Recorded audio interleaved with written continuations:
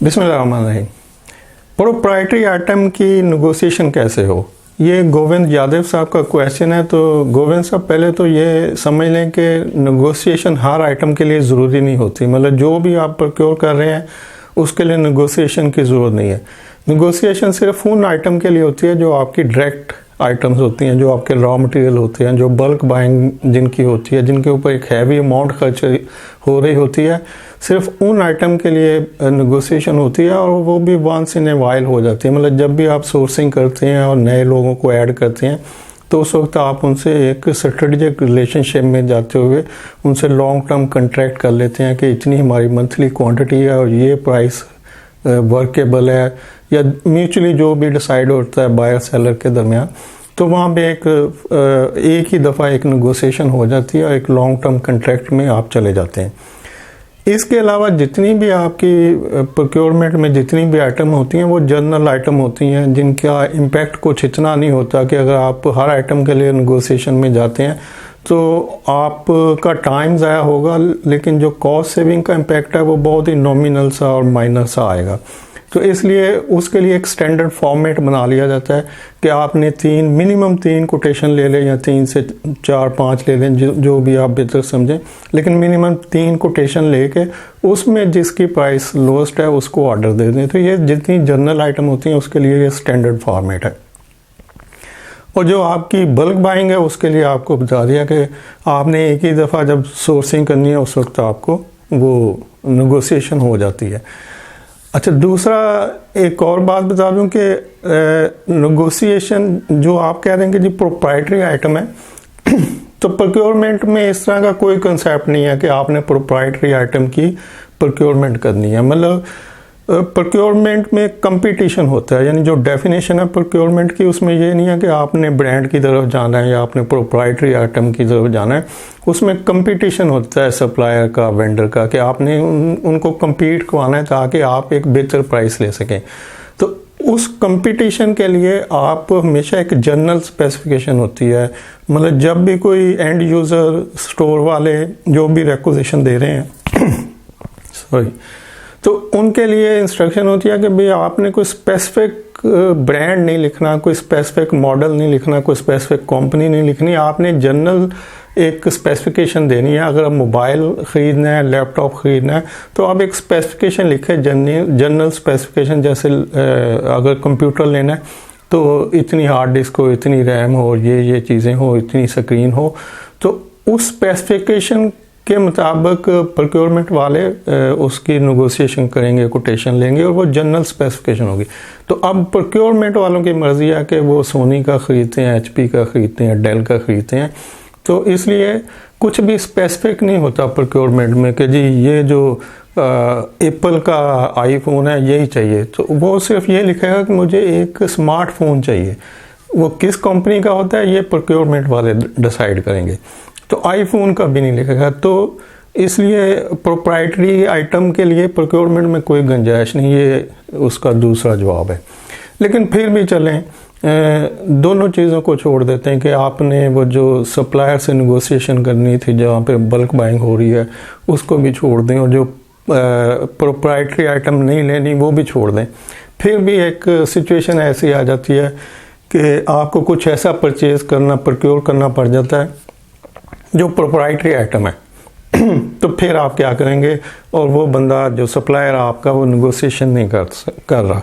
तो उसके लिए मैंने 3 पॉइंट लिखे हैं। Number 1, consolidated your buying. अगर इस तरह की सिचुएशन है को वो प्रोप्राइटरी आइटम है और वो बंदा नहीं कम कर रहा प्राइस, तो फिर आप उसको अपनी जितनी उस आइटम के लिए बाइंग है उसको कंसोलिडेट कर लें। मतलब नेक्स्ट मंथ की कर लें, 2 माह की कर लें, 3 माह की कर लें, या उसको 1 साल का कॉन्ट्रैक्ट दे देंगे। भाई प्राइस अभी कम करके एक डिसाइड कर लो और हम आपको मंथली ऑर्डर रिपीट करते रहेंगे। मंथली इतनी क्वांटिटी, यानी हम आपको 1 साल की क्वांटिटी अभी से बुक करवा देते हैं, तो आप प्राइस को थोड़ा कम कर लो। एक तरीका तो ये हो सकता है। और नंबर 2 है ऑफर सप्लायर सम बेनिफिट्स।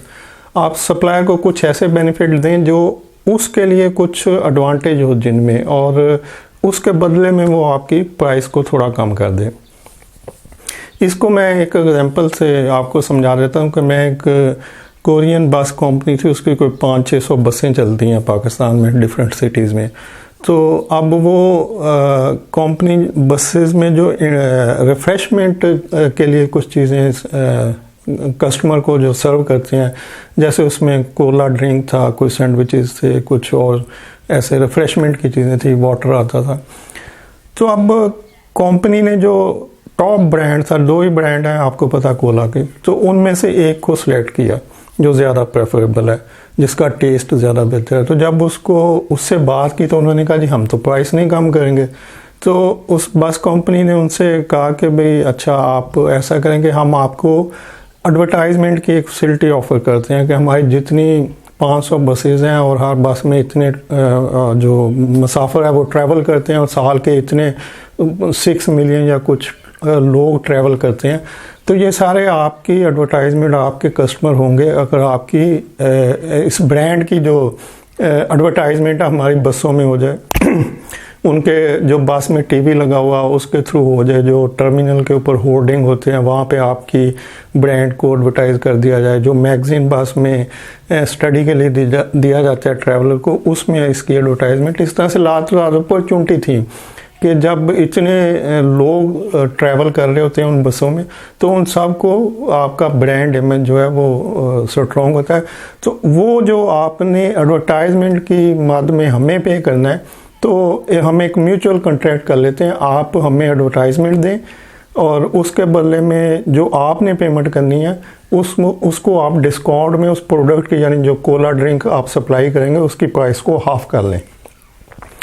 थोड़े ही दिनों की डिस्कशन के बाद वो कंपनी मान गई और वो product top of the list जो कोला ब्रांड था उसने अपनी प्राइस को हाफ पे ले आया और एक एग्रीमेंट कर लिया उस कंपनी से कि हम आपको एडवर्टाइजमेंट देंगे और उसकी कॉस्ट के बदले में वो आपको जो ब्रांड हम सप्लाई करेंगे उसकी प्राइस हम हाफ कर लेंगे। यानी आप हमसे एडवर्टाइजमेंट का कुछ नहीं चार्ज करेंगे, लेकिन हम आपसे हाफ प्राइस चार्ज करेंगे, तो हमारी एडवर्टाइजमेंट हो जाएगी और आपको एक प्रोडक्ट कम कीमत में मिल जाएगी।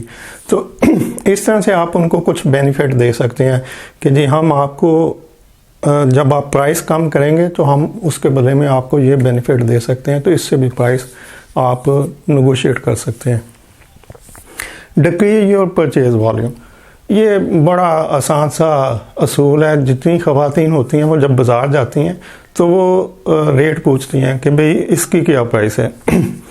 अब जो उनके जहन में बजट होता है कि मैंने इतने में ख़रीदना है, अगर तो वो उस बजट में मिल जाए तो वो 2 चीज़ें ले लेंगी, यानी 2 पीस ले लेंगी, 4 ले लेंगी फ़र्ज़ कर लें।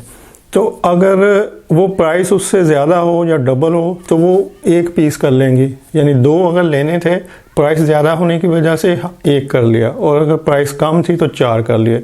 तो इस तरह की स्ट्रेटजीज लोग नॉर्मल लाइफ में रोज़ ही कर रहे होते हैं कि जब वो परचेज़ करने जाते हैं कुछ, तो वो प्राइस की बेस पे अगर सेल लगी है तो ज़्यादा ले लेंगे और अगर नॉर्मल और हायर प्राइस है तो वो अपनी कंजम्पशन को कट करके उस लेवल पे ले आएंगे जितना उनका बजट होता है। तो इसी तरह से आप भी कर सकते हैं कि अगर कोई सप्लायर वेंडर आपका नेगोशिएशन पे नहीं आ रहा है और उसकी प्राइस हायर साइड पे और फिक्स है और आप नहीं समझ रहे कि इसमें कुछ डिस्काउंट मिल सकता है, तो फिर आप अपनी उस क्वांटिटी को जो आपको रिक्वायर्ड है उसको डिफरेंट पीसेस में कर लें, कुछ हिस्सों में कर लें कि अभी हम 25% ले लेते हैं और नेक्स्ट वीक हम 25 और ले लेंगे, और फिर इस तरह से पूरे माह की जो क्वांटिटी है हम 4 हफ्तों में स्प्लिट कर लेंगे, ताकि आपको पेमेंट आसानी से और एक इंस्टॉलमेंट में करनी पड़े कि आपने थोड़ी की पेमेंट कर दी और बाकी फिर तो इस तरह से भी इस प्रोसेस को बेहतर किया जा सकता है।